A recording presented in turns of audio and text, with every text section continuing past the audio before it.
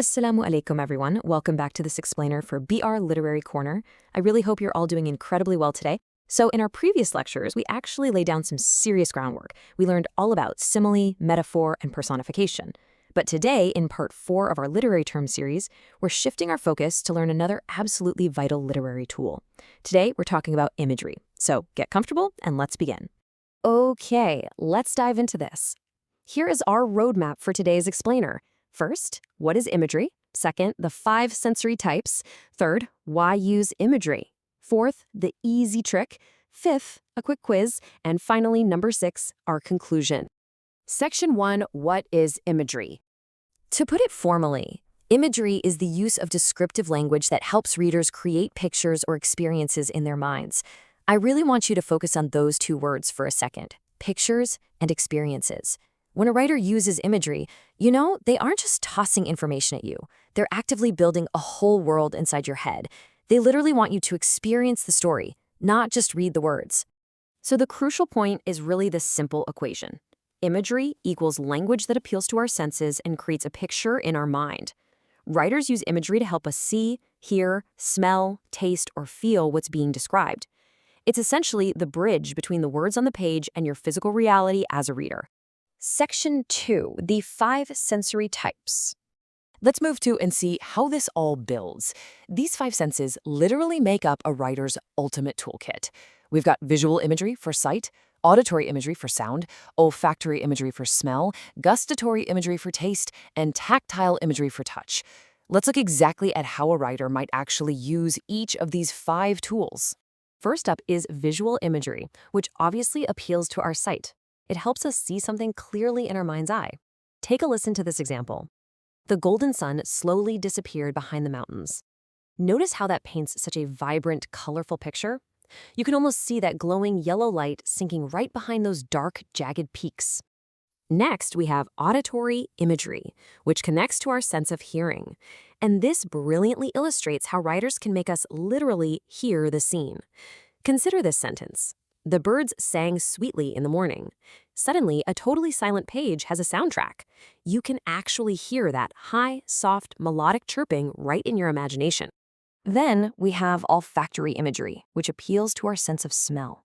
Let's look at this example. The sweet fragrance of roses filled the garden. Just by reading those words, it evokes a highly specific, totally recognizable scent. You might even find yourself taking a deep breath, just imagining that rich, floral perfume. Our 4th category is gustatory imagery, dedicated entirely to taste. It helps us imagine a flavor vividly. Here's a really great example. The delicious chocolate melted in our mouth. That sentence does a lot of heavy lifting. It makes you imagine a highly specific flavor, that rich, sweet cocoa taste, and it makes the experience feel incredibly realistic. Finally, we have tactile imagery, which appeals to our sense of touch. It helps us feel texture, temperature, or physical sensations. Listen to this one. The cold wind touched her face. You instantly understand the physical sensation, right? That brisk, shivering temperature just biting at your skin. Section 3, why use imagery? Well, the truth is, writers aren't just decorating their sentences to make them look pretty. They use imagery to create clear pictures in your mind, which makes the writing significantly more interesting and realistic. By appealing directly to your senses, the author is actively shaping the atmosphere and manipulating our emotional reactions. Think about it. A cold wind doesn't just feel cold, it might actually make the whole scene feel lonely or even dangerous. Section 4, the easy trick. Now, what's really interesting about this trick is just how wonderfully simple it is. Whenever you're reading a descriptive passage, just ask yourself, which sense is being used? If the description helps you see, hear, smell, taste, or feel, then congratulations, you have successfully found imagery. Just remember this golden rule. Imagery equals the 5 senses. Section 5, quick quiz. Get ready to put your answers in the comment section. Here is question number 1. The warm sunlight touched my skin. Which of the 5 senses is this appealing to? I'll give you a second.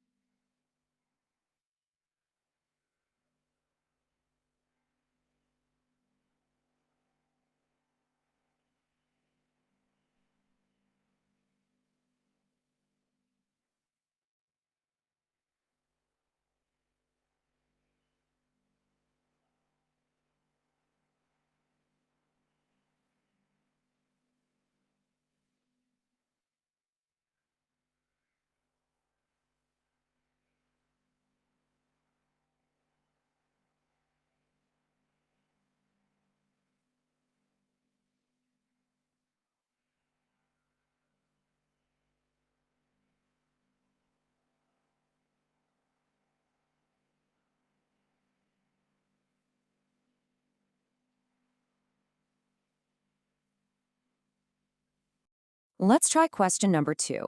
I could smell the fresh coffee. What type of imagery are we looking at here? Well, this one is kind of a giveaway in the wording. It's asking you to imagine a scent, which means it is absolutely olfactory imagery. And for our final quiz question, the baby cried loudly in the room. Which sense is firing up here? You hear that loud crying, right? That makes it a perfect example of auditory imagery. Great job applying those concepts today. Section 6, Conclusion. So today we learned all about imagery. Remember, imagery is simply descriptive language that appeals to our senses and creates pictures or experiences in your mind. In the next part of our literary terms series, we're going to be diving into yet another important literary term to build your toolkit even further.